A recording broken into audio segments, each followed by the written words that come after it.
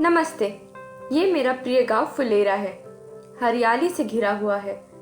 यहाँ एक नदी बहती है और घर घर में लोग साथ मिलकर रहते हैं। मेरा नाम शारदा है और मैं यहाँ अपने पति, बच्चे और सास के साथ रहती हूँ।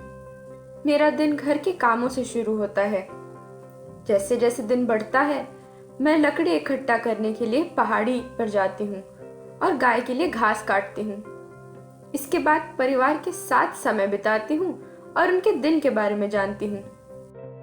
आज मैं गरीबी उन्मूलन परियोजना प्रक्रिया में भाग लेने के अपने अनुभवों को साझा करने वाली हूँ, जो एक समुदाय आधारित अभ्यास है और हमारे फुलेरा ग्राम पंचायत में एक सफल तरीके से आयोजित किया गया था।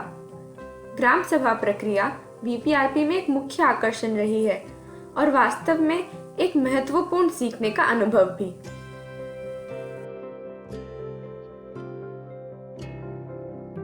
स्वयं सहायता समूह और ग्राम संगठन की बैठकों में भाग लेना मेरे जीवन का एक अहम हिस्सा है। मैं पिछले 5 वर्षों से इन महिलाओं के संघों का हिस्सा रही हूँ। यहाँ हम गांव की बचत और ऋण गतिविधियाँ, आजीविका उत्पादन और कल्याण के लिए काम करते हैं।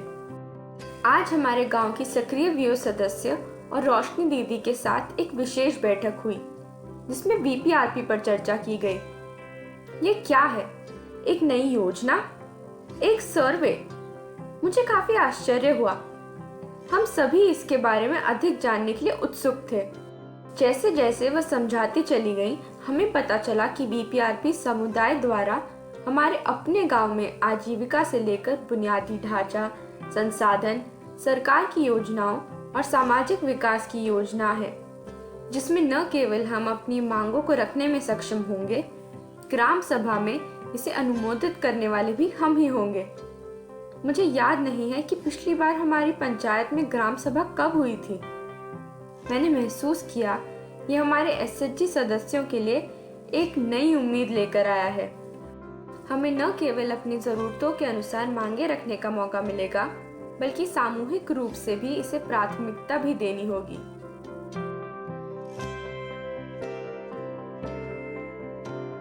हमारी साप्ताहिक एसएचजी बैठक आज होने जा रही है। इस महीने की शुरुआत में हमने हकदारी और आजीविका योजना के लिए मांगे भरी। भले ही हमें पहले अभ्यास को समझने में समय लगा हो, लेकिन ये मददगार था क्योंकि हमें कई सरकारी योजनाओं के बारे में पता चला जिसका हम लाभ उठा सकते हैं। जैसे जैसे बैठक आगे बढ़ रही है, सचिव दीदी हमें समझा रही है कि इस बार ग्राम सभा के सफल होने के लिए हमारा प्रतिनिधित्व, भागीदारी और यहाँ तक कि प्रस्तुतिकरण करना बहुत महत्वपूर्ण होगा। प्रस्तुतिकरण किस तरह का? दीदी आगे बताती हैं कि वीपीआरपी प्रस्तुत करना विशेष ग्राम सभाओं के लिए एक अलग एजेंडा है और वीओ या एसएचजी प्रतिनिधि सभी नागरिकों के अनुमोदन के लिए वीपीआरपी को पेश करने में सबसे आगे होंगे। प्रस्तुतिकरण मतलब पूरे ग्राम सभा के सामने बोलना है। मैं सोच में पड़ गई। तभी मैंने अपना नाम लेते हुए दीदियों को सुना। शारदा दीदी के बारे में क्या ख्याल है? वह इस प्रस्तुतिकरण में बहुत अच्छा काम करेंगी। वह हमेशा बैठकों में इतना सचेत रहती हैं। लेकिन ग्राम सभा में केवल 1 महीना है। मैं कैसे तैयारी करूंगी? उस समय मेरे दिमाग में बहुत सारे सवाल आए, पर मैं हमारे एसएचजी का प्रतिनिधित्व करने के लिए उत्साहित भी थी। तभी मेरी साथी दीदी ने मेरा समर्थन किया, ये कहते हुए कि वो मेरे पास खड़े होंगे और प्रस्तुति के लिए तैयारी करने में भी पूरी मदद करेंगे। इसने मुझे और भी अधिक प्रेरित कर दिया। ग्राम सभा की तैयारी जोरों से शुरू हो गई है। हम प्रस्तुतिकरण की तैयारी कर रहे हैं, वीपीआरपी मांगों से परिचित हो रहे हैं और हमारे भागों का अभ्यास करते हुए इस कार्यक्रम को सफल बनाने की दिशा में पूरी मेहनत कर रहे हैं। रोशनी दीदी पूरी प्रक्रिया में हमारे साथ रही हैं, हमें लगातार मार्गदर्शन देती रहती हैं। जैसा कि मैं यहाँ अपनी पंक्तियों का अभ्यास करती हूँ, वह मुझे और अधिक स्पष्ट रूप में सामाजिक विकास योजना को बोलने के लिए कहती हैं। मैं उन मुद्दों पर चर्चा करूंगी जिन पर हम काम करना चाहते हैं एवं यह भी योजनाएं कैसे बनाई गई है और भविष्य के हस्तक्षेप की रणनीति क्या होगी। घर पर अपने काम के साथ मैं हर दिन कुछ मिनटों के लिए तैयारी करने की कोशिश करती हूँ और मेरे बच्चे भी इसमें मेरी मदद करते हैं। हमारे आगे एक बड़ा काम है। अभी और 15 दिन बाकी हैं। मैं बहुत घबराई हुई हूँ क्योंकि पहली बार मैंने इतनी बड़ी चुनौती ली है। आज मैंने अपने परिवार के साथ इस विषय पर बातचीत की। मैंने उन्हें वो सब समझाने की कोशिश की जो मैंने अब तक सीखा है और वो मेरे साथ ग्राम सभा में आने के लिए बहुत उत्साहित थे।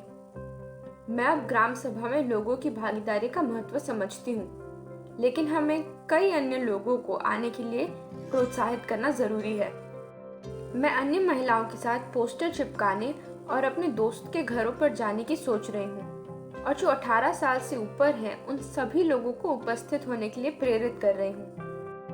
हमें पंचायत सचिव से लाइन विभाग के अधिकारियों और ब्लॉक के अधिकारियों के लिए संपर्क की एक सूची मिली और उन्हें ग्राम सभा के लिए आमंत्रित करने का कार्य भी हम ही ने लिया है।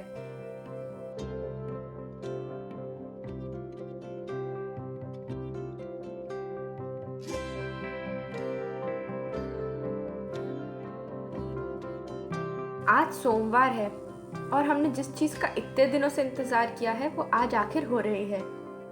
11 बजे तक सभी स्कूल के पास के मैदान में इकट्ठा हो गए। प्रधान, सचिव और बीडीओ के साथ मैंने देखा कि ग्राम सभा के लिए लाइन विभागों के प्रतिनिधियों ने भी अपनी उपस्थिति दर्ज की थी। अपने शुरुआती डर पर काबू पाने के बाद मैंने सभी के सामने समझाया कि हमने पिछले महीने में क्या काम किए हैं। मैंने सभी महिलाओं की ओर से हमारी वीपीआरपी योजना प्रस्तुत की और निरक्षरता के सामाजिक मुद्दे पर भी चर्चा की, जिसे हमारे गांव ने उठाने का फैसला किया है। जब साथी नागरिकों से प्रश्न और अनुमोदन के लिए बोला गया, हम ये देखकर प्रसन्न थे कि उनमें से कई ने वीपीआरपी के विभिन्न भागों के संबंध में अपनी चिंताओं को उठाया। उदाहरण के लिए मेरे गांव के एक बुजुर्ग सदस्य ने अपने वृद्ध पेंशन आवेदन के बारे में स्पष्टीकरण मांगा, जिसका आवेदन दिए 2 साल बीत गए हैं। इसके जवाब में सचिव ने आवेदन की स्थिति की जानकारी लेने के वादे के साथ उनका नाम, वार्ड संख्या और अन्य विवरण नोट किया। यह देख के अच्छा लगा कि ग्राम सभा का उपयोग उस मंच के रूप में किया जा रहा है जो उसका उद्देश्य है। ग्राम सभा समाप्त होने के बाद मुझे न केवल अपने गांव के लोगों से बल्कि हमारे प्रधान, सचिव और ब्लॉक के अधिकारियों से भी कई प्रशंसाएं मिली। उन्होंने सराहना की कि मैंने इतने बड़े समूह के सामने कितनी अच्छी योजना प्रस्तुत की। इससे मेरा खुद पर विश्वास और बढ़ गया।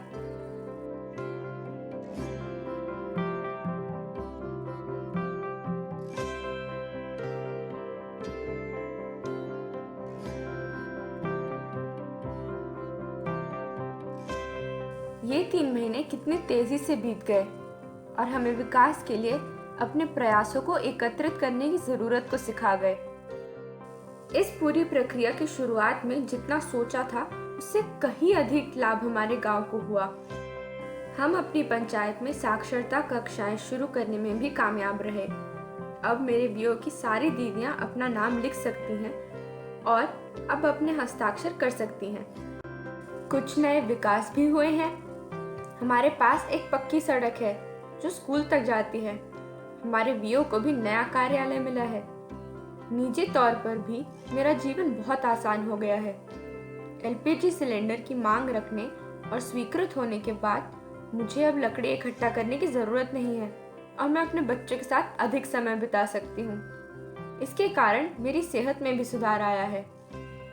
मेरे पति ने जॉब कार्ड प्राप्त करने के बाद MGNREGS में काम करना शुरू कर दिया है।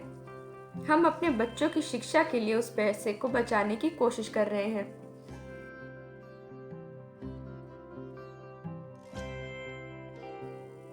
मुझे यकीन है कि आने वाले कई और वर्षों तक हम इस तरह की योजना प्रक्रियाओं का संचालन और सरकार द्वारा प्रदान की गई विभिन्न कल्याणकारी उपायों तक अपनी पहुंच की समीक्षा करते रहेंगे।